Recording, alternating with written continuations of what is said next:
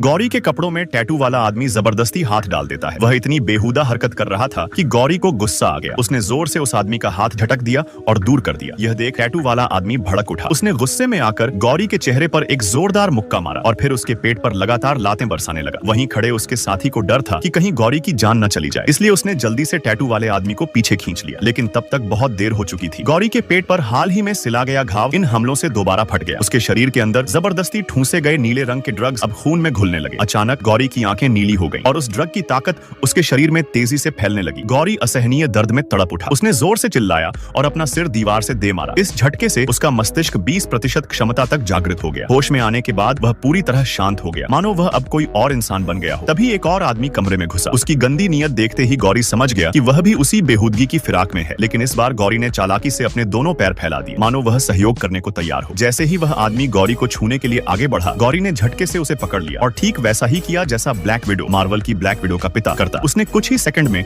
उस आदमी को गोलियों से भून डाला। इसके बाद गौरी ने अपने कंधे में धंसी गोली खुद ही निकाल फेंकी। उसे यह देखकर झटका लगा कि अब उसका मस्तिष्क दर्द को नियंत्रित करने में सक्षम हो गया था। गौरी अब पूरी तरह बदल चुका था। उसी समय एक अस्पताल में डॉक्टर किसी मरीज का ऑपरेशन कर रहे थे। गौरी वहां घुस आया और बिना सोचे समझे सीधे मरीज को गोली मार दी। असल में उसने सीटी स्कैन में देख लिया था कि वह मरीज बचने वाला नहीं था। इसके बाद उसने खुद ही ऑपरेशन टेबल पर लेटकर डॉक्टर से कहा कि उसके शरीर में बची नीली दवा ड्रग्स निकाल दी जाए, बिना किसी बेहोशी के इंजेक्शन के। कुछ ही देर में डॉक्टर ने उसके शरीर से 1 किलो में से सिर्फ 500 ग्राम नीला ड्रग्स निकाल लिया। गौरी को महसूस हुआ कि अब उसके पास ज्यादा समय नहीं बचा। उसने अपनी माँ को आखिरी बार फोन किया और फिर सीधा ड्रग माफिया के गढ़ में घुस गया। ड्रग माफिया का सरगना आराम से संगीत सुन रहा था जब गौरी ने उसे पकड़कर उसके सिर पर हाथ रख दिया। उसकी नई शक्तियों की वजह से उसने उसके दिमाग से बाकी बचे नीले ड्रग्स का ठिकाना निकाल लिया। कहानी यहीं खत्म होती है, लेकिन इससे यह साफ होता है कि गौरी अब एक सुपर ह्यूमन बन चुका था और वह बदला लेने के लिए किसी भी हद तक जा सकता था।